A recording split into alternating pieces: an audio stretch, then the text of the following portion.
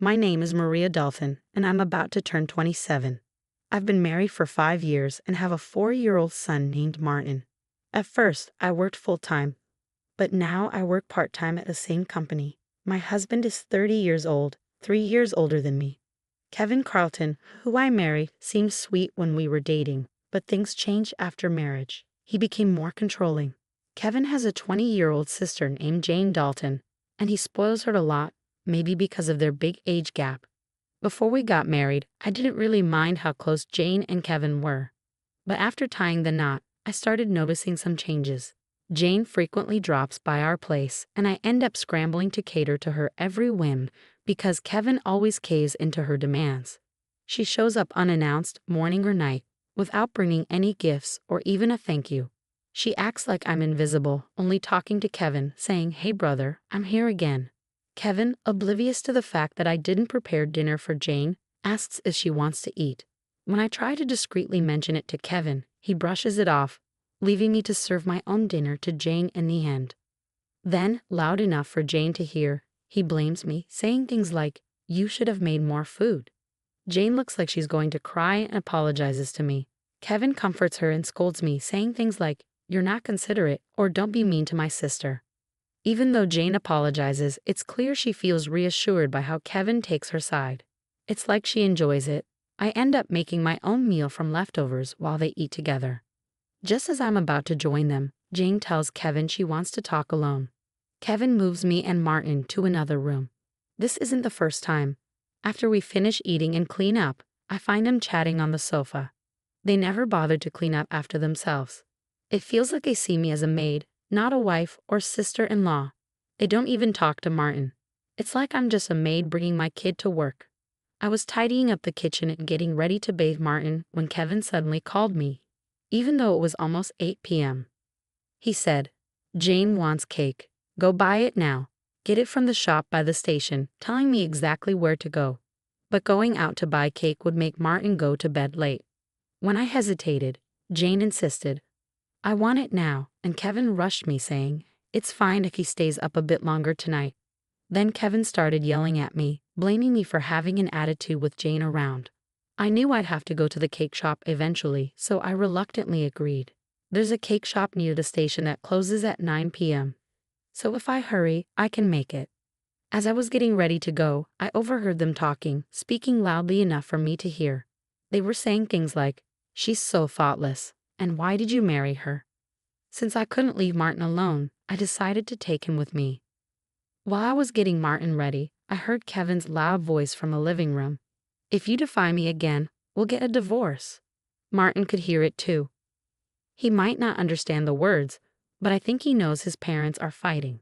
Trying to control my emotions, I asked Martin, "What kind of cake would you like?" He perked up and said, "Mom, I want a cake with lots of fruits." So on our way to the cake shop, we chatted about cakes, momentarily forgetting about Kevin's words. We made it to the cake shop just before it closed. Luckily, they had the cake Jane wanted. We bought 2 cakes and the fruit-loaded cake Martin desired. When we got back home, I served the cakes to Jane and Kevin. I prepared Martin's cake and brought it to the dining room. As soon as I set it down in front of Martin, Jane pointed at it and said, "Actually, I want that cake." Before I could respond, Kevin moved Martin's cake in front of Jane. Ignoring Martin's protests, Jane started eating his cake. Kevin justified it by saying, "I bought that cake with my money, so I get to choose." Unable to contain my emotions any longer, I expressed my frustration to Kevin and Jane. Kevin then threatened, "We could get a divorce, you know." Martin stopped crying but held my hand tightly, looking worried.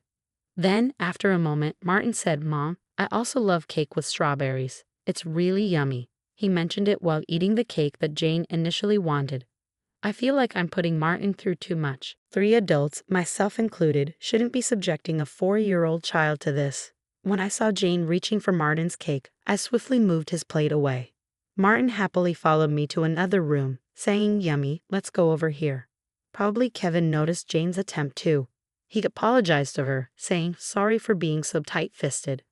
I wanted to respond, but I held back, not wanting to expose Martin to the word divorce. Seeing Martin innocently enjoying his cake is heartwarming.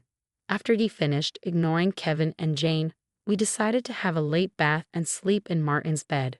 The next morning, I woke up to find Jane had already left. I was about to wake up Kevin and Martin and make breakfast when I heard Martin crying. I rushed to him to find his piggy bank, a gift from my father, broken, and all his saved money gone. It was Martin's nightly ritual to bid good night to his piggy bank before going to sleep. Last night was no exception. He said good night to it and cuddled up with me. At that time, only Kevin and Jane were in the living room.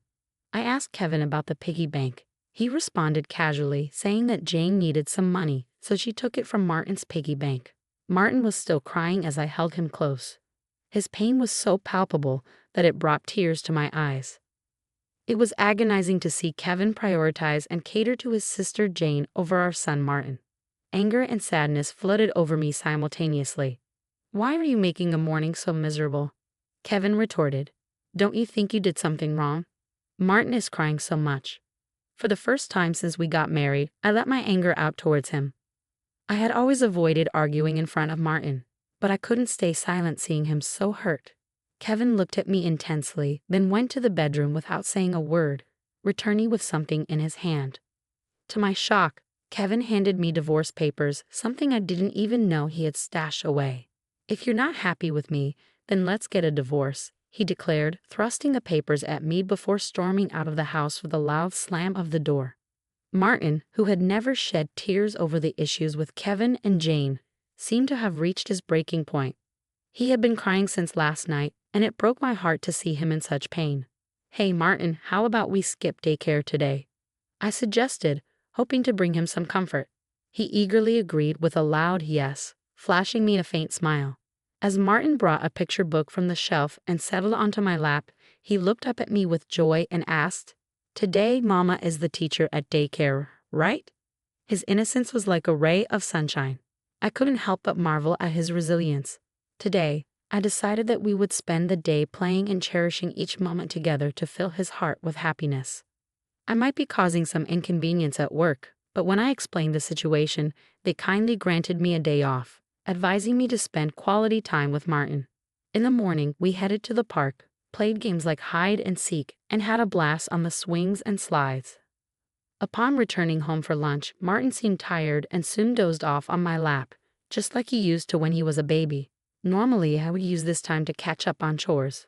But today felt different, so I decided to cherish the moment and enjoy watching him sleep peacefully. As I started to drift off myself, I was startled by a noise from the front door. It was too early for Kevin to be back, so I felt uneasy. Quickly, I scooped up Martin, and grabbing only my bag with essentials, I hurriedly hid with him in the bedroom closet. I froze as I sensed someone entering the house, holding my breath as I heard a familiar voice. The person seemed to be searching for something, muttering, "I can't find it." Where did the wife hide it? Fear gripped me as I listened to the sound of rummaging, but as I focused on the voice, I recognized it. It was Jane.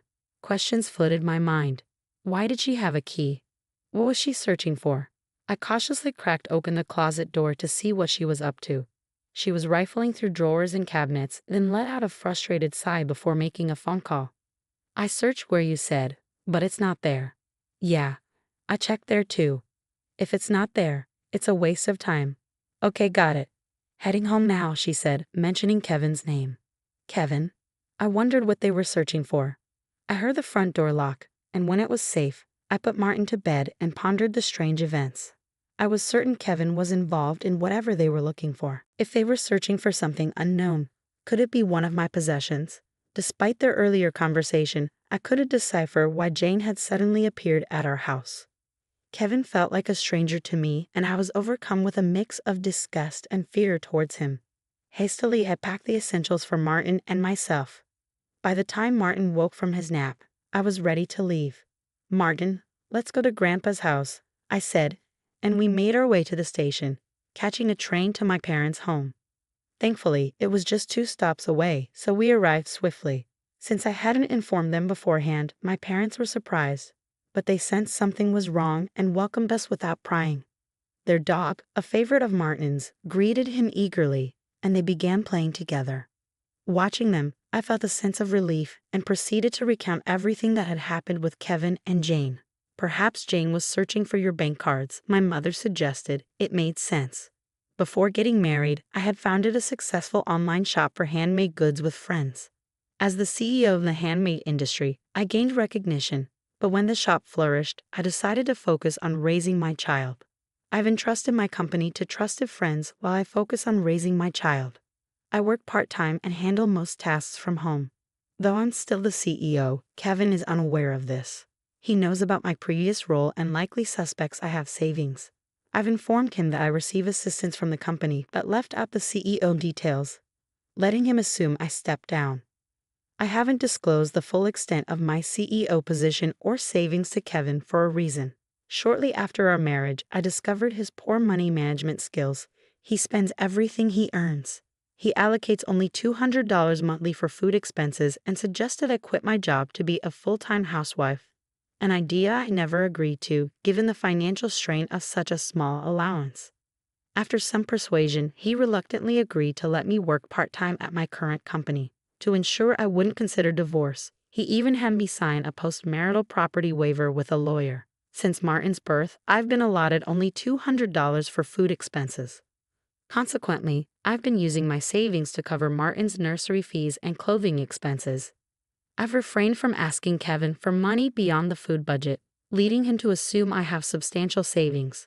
Jane appears to be in dire need of money, and with Kevin's belief in my savings, they may be searching for my cash cards. It all makes sense now. I maintain a separate savings account dedicated to slowly accumulating funds for Martin's future. A portion of my salary is automatically deposited into this account each month. Given their financial circumstances, it's highly likely they are seeking my cash cards. No matter how hard Jane or Kevin search, they won't find my valuables because I always keep them close, including my cash cards. However, there's still an unresolved issue. Jane might be entering our house even when we're not there, possibly with Kevin's knowledge. Following my father's advice, I decided to store my valuables in my parents' safe. Why are they so desperate for money? As I pondered this question, Martin tearfully approached my father, explaining that his piggy bank had been broken, and he couldn't keep his promise to save up. My father's face flushed with anger upon hearing Martin's story. "I'll call Kevin and talk to him," my mother suggested. While chiding my father, "Let's find out their motives." She reasoned that since Kevin had mentioned divorce, he might try to blame us and make the divorce more favorable for himself. Therefore, it's essential to calmly uncover their motives now to prevent them from escaping with excuses later on. I decided to secretly record their conversation to uncover their motives. My parents suggested consulting a lawyer who was a longtime family friend. Once back home, I started cooking dinner as usual when Kevin returned. I discreetly began recording on my phone, keeping the screen face down to avoid detection. To my surprise, Kevin immediately asked me where I kept my cash cards. When I questioned his sudden interest, he provided vague answers, attempting to deceive me. Remaining silent, I watched as Kevin's demeanor shifted to one of numbness and sadness. "Give me all your part-time earnings for my sister," he demanded, but I refused, explaining that the money was for Martin's savings. This enraged Kevin, who then angrily pushed divorce papers toward me from his bag. "You're relying on my money, so don't defy me," he retorted, dismissing the importance of saving for Martin. His words implied a greater value placed on Jane over Martin, leaving me stunned and disheartened. Upon hearing Kevin's words, I halted my meal preparations, calmly placed the divorce papers into the bag I had prepared earlier, and grasped Martin's hand, leading him to the door. Kevin's voice boomed behind us, declaring, "I'm serious about the divorce. Don't ever return." In response, I asserted, "I won't return to a home where anyone can come and go as they please," before departing. Was it too harsh to label my sister-in-law as a stranger? Following my departure, I was bombarded with messages and calls from Kevin, all of which I chose to ignore. I powered off my phone and sought refuge at my parents' house. There, I played the recording of Kevin's conversation and showed them the completed divorce papers. My parents simply advised, "Do as you see fit." I didn't harbor any love or affection for Kevin, but I still cared deeply for Martin. Some advised me to divorce Kevin to spare Martin's feelings, but I feared that divorcing could also hurt Martin. Amidst this inner turmoil, Martin voiced his hunger, prompting my mother to whip up his favorite dish, hamburgers. Tears welled up in my eyes as my mother, with a gentle smile, said to Martin, "I made these hamburgers so you and Mom can visit us anytime." After taking a bite, Martin beamed and exclaimed, "Grandma's hamburgers are the best. I want them every day," his joyful words tugging on heartstrings. I replied, "It's because these hamburgers are made with all the love I have for you," as he sweetly fed me a bite. Overwhelmed by his kindness, tears streamed down my cheeks uncontrollably. I tried to suppress them, but they kept flowing.